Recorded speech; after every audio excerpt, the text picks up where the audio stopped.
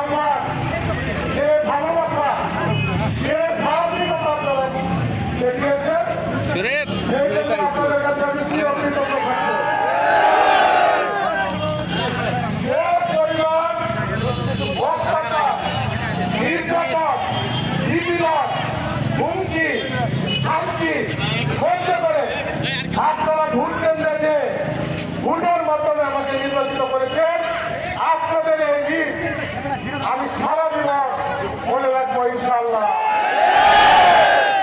প্রিয় ব্যবসায়ীবৃন্দ, আপনারা নিশ্চিন্তে আপনাদের ব্যবসা পরিচালনা করেন। এই হামলাতে এবং আমাদের পার্শ্ববর্তী ধুবাওয়ালা থানা ইনশাআল্লাহ কোনো ধরনের চাঁদাবাজি আমাদের দিব না।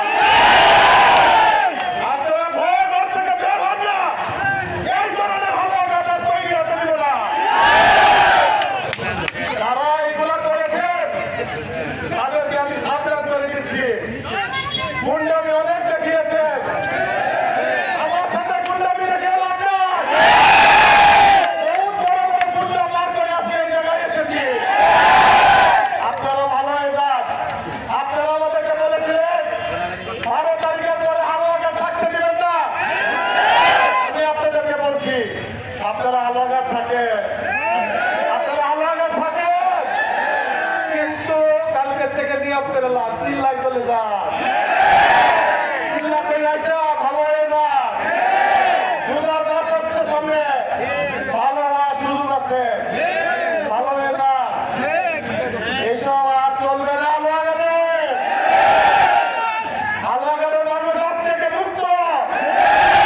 আমাদের এই এলাকার বিদ্যুতের সমস্যা আমি অবগত আছি। বিদ্যুৎ কিভাবে সমাধান করা যায় একটু সময় দিতে হবে। আমি কিন্তু যেটা বলবো সেটা করবো ইনশাআল্লাহ। আজকে বললে কালকে সমাধান হয়ে যাবে, জিনিসটা এরকম না। একটু সময় দিতে হবে, ধৈর্য ধরতে হবে। আমাদের 80 লাখ রাস্তা কাটা, একদিনে এটা সমস্যার সমাধান করা যাবে না। আমাদের প্রত্যেকটা জায়গায় প্রত্যেকটা রাজনীতি দুর্নীতি হয়ে গেছে, সেইগুলো আমাদের ঠিক করতে হবে। আপনারা আমাকে পরামর্শ দিবেন, আপনারা আমাকে সহযোগিতা করবেন। আমি আপনাদের সাথে নিয়ে কাজ করতে চাই। আমি আপনাদের ভাই হিসেবে থাকতে চাই, বন্ধু হিসেবে থাকতে চাই, আপনাদের সন্তান হিসেবে থাকতে চাই।